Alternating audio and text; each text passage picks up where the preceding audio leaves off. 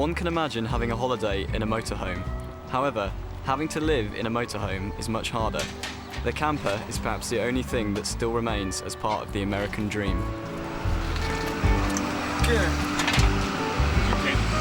When the Clement's house was taken by the bank, they gave away their old furniture and drove to Southern California. Since then, they've lived within 13 square meters and are constantly on the move. Most of the time, they live in car parks. Well, who wouldn't like parking next to the beach? I mean, it's $1 million real estate for free, and I don't have to pay taxes on it. I don't have to pay rent for it. To look at it, I just pull up and there it is. Since the beginning of the mortgage crisis, 1.5 million Americans lost their homes. Life at the roadside means a big change.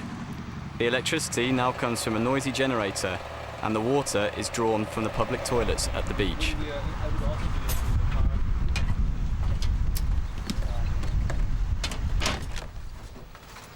The reason that this family have ended up here is due to large debt, larger than the value of their house.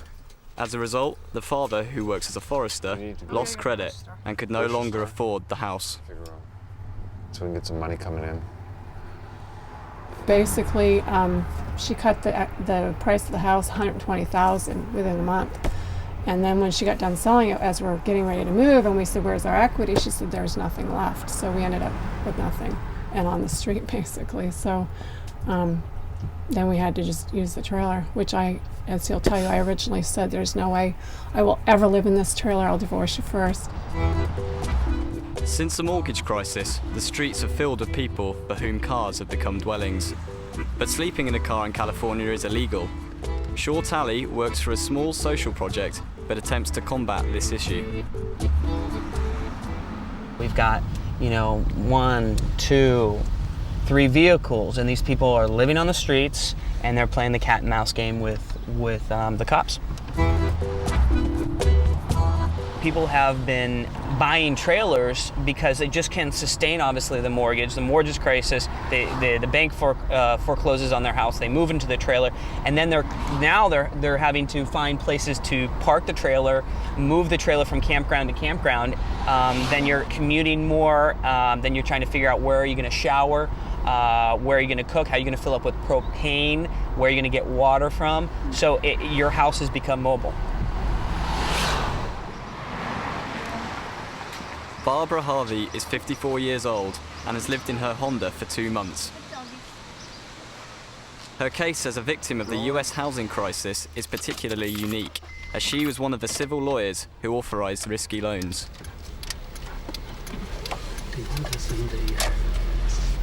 I work as a notary public signing loan documents for people who want to remortgage their homes. And actually, because of the financial and economic and housing crisis here in America, I actually just suddenly didn't have any work, and that was my income. I knew that once that happened, within 6 weeks after that happened, I was out of the house.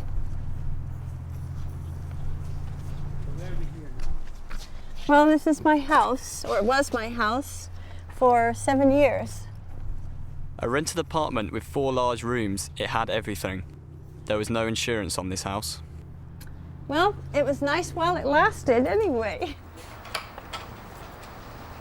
Today, Barbara is dependent on the help of others.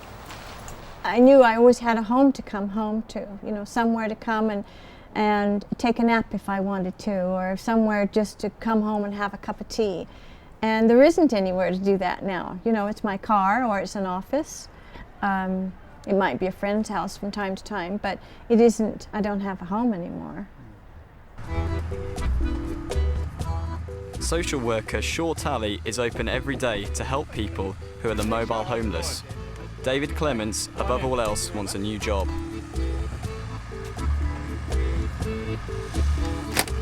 How is the job hunting going? It's going good. It's Going going good. Actually put an application in for the Easy Lift. Easy Lift, yeah. And Crystal told me that it fell through. It fell through. It is a vicious cycle. Without a job, no home. Without an apartment, no A job. very difficult life. Not having electricity, not being able to store food because you don't have electricity to power your refrigerator. There's a lot of things that would make life difficult, and what you're constantly doing is just surviving, constantly working on that. So if you need to be going and looking for housing or looking for a job or doing other things, you don't have that much time to do that.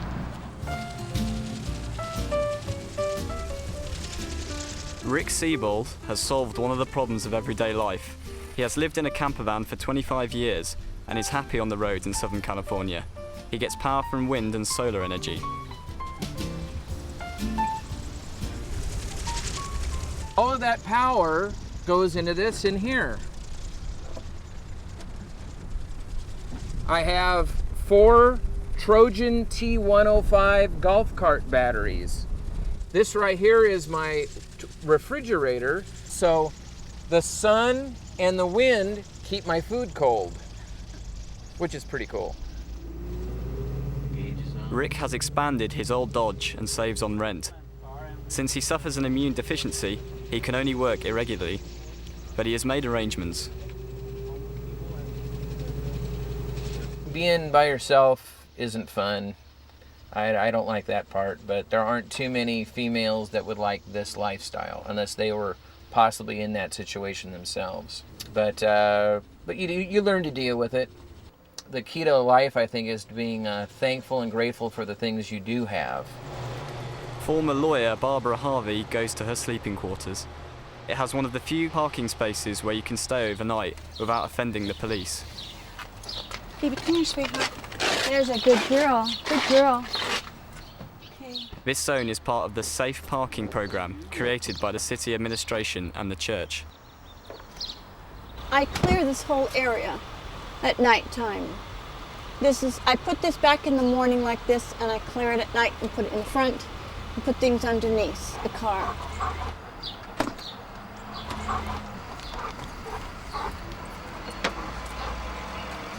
So here's my clothes. The rest is in storage. I've never had very many clothes, actually. Probably a good idea. Some women have huge wardrobes, and actually mine needs to be renewed. It's getting a little bit grubby, but it's workable right now, so not to worry.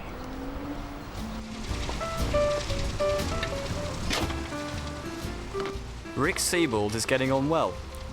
He sometimes works as a chauffeur for a limousine rental firm. He hasn't told anyone that he lives in a camper van.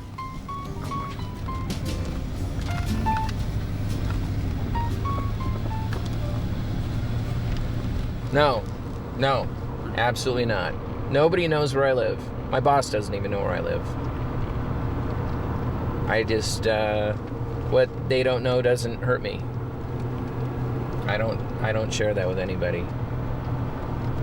On the need-to-know basis. He only speaks to us because Europe is so very far from here. Social worker Shaw Talley finishes the day with a personal success. He has found an apartment for his protégée, Kathy. How do you do it? Woo! Woo! After 5 long years on the street, Kathy Lopez found a place in a social hall. Today, she exchanged a car seat for a mattress. Whoa, check out that bed. Oh my word. Today, she's found a happy ending, the American dream of a self-determined life. And I was down for a little while. It's like Shaw said, it's a new beginning for me. I'm starting all over again. I got the key. Sit over here on this thing with me. It's a nice bed. What do you think? Oh, it's a nice bed. Whoopee! It is, it's a nice bed. Bach is gonna love it. Thank you. This is just... For Kathy, the nightmare has ended. Tonight, in Santa Barbara, 500 others are still sleeping in their cars. So you guys can go through and see.